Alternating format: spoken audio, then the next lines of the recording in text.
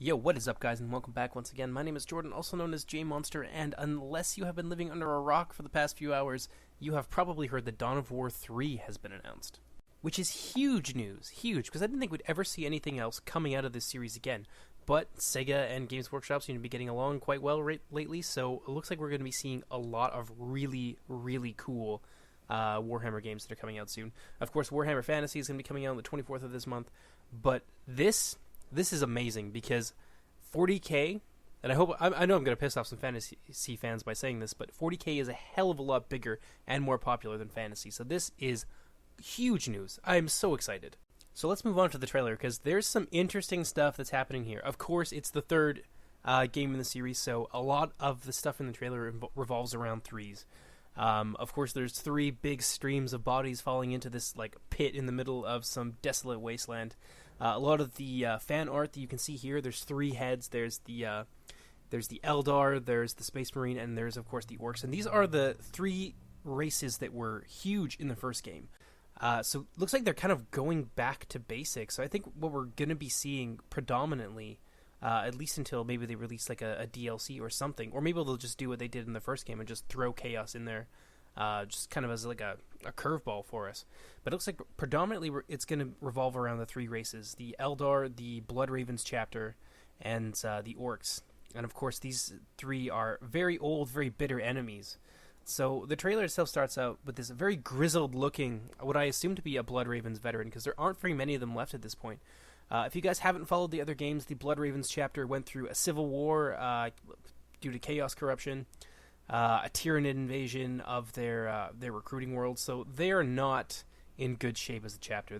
They may just go the direction of the Soul Drinkers, but it cuts to a scene of that very same Blood Ravens chapter veteran standing in front of a statue of the Emperor. Obviously, they are still a loyal chapter to the Emperor. They are going to fight for their last for humanity and for the God King of mankind.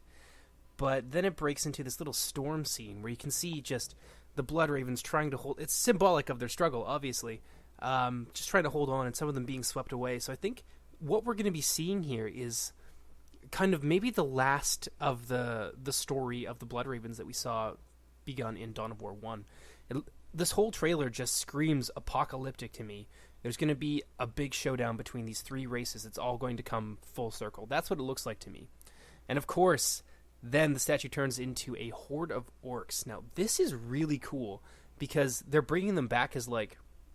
The orcs are, of course, a main antagonist, but there's always the Eldar behind them, pushing them, especially in the first game. The Eldar were behind the Orcish invasion because they wanted to... it had something to do with disrupting the Chaos Orcish invasion. I don't know. We'll remember that when we get back to our Dawn of War series, which is you're going to be seeing an episode of pretty quickly.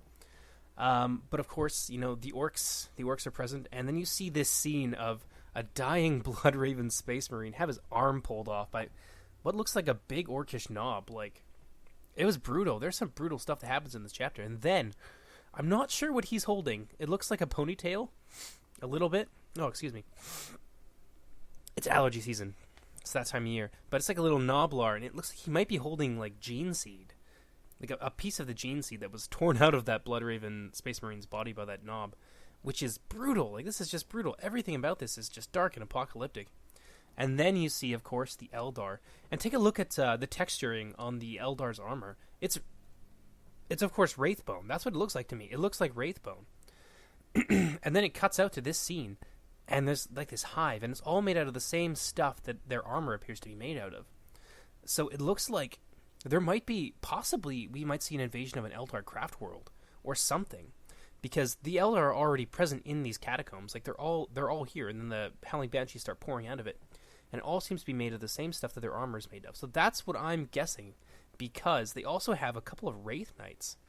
Like, these are big, like, heavy Eldar walkers. And probably one of the most exciting things of all is we see these Wraith Knights going toe-to-toe with a couple of Imperial Knights. And these are, I believe they're a new race. I don't know if they actually had an army book before. I think it was about last year when they got a whole bunch of new models, or a whole bunch of models and an army book. But yeah, they're pretty new. So we're going to see Blood Raven's Imperial Knights in this, and these guys don't fuck around. I mean, they've got void shields like Titans do, and they can put down a lot of firepower. And so we're going to start seeing some bigger and bigger units in this, because you've got a Wraith Knight, and that's a super heavy walker. And then you've got the Imperial Knights, who are much larger than Dreadnoughts.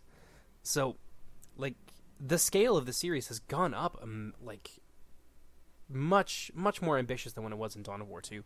And then, of course, it all ends on this apocalyptic scene of just the body count between these three rival races that we've seen, throughout probably, like, the course of a decade, I would think. I can't remember exactly when the first Dawn of War came out, but it's been a while. But we see all of that, just the body count piling higher as these three rivals come to, like, the climax of their great struggle with one another. So this is going to be a really exciting game. I don't know about you guys, but if you guys haven't seen the trailer yet, I'm going to put a link in the description. And there's also a PC Gamer article that has, I believe, 3 screenshots, the only 3 I know of that have been released for this game. You can check it out. It's an interesting change in direction from Dawn of War 2. Dawn of War 2 was very kind of hyper realistic, but these are much more. They look a lot like Diablo 3 or like StarCraft 2, which I realize that these are pretty early in development. Of course, things are going to change between now and release. That's inevitable, but I really like, if this is the art direction they want to take, I'm really actually excited about that. One, because it's a lot more manageable for people with mid-tier PCs like me, but I also kind of really like the aesthetic. And if Relic, I'm pretty sure Relic is the studio. I will double check this, but I'm going to say it. I'm pretty sure Relic is the studio that was behind the Darksiders series as well. So it kind of makes sense that they would have a similar palette, like very, very. It's a lot brighter. It's not grim darkness like what you would expect from Warhammer 40K. But yeah, this is just a really cool announcement. So links are in the description. You guys can check all this out for yourself.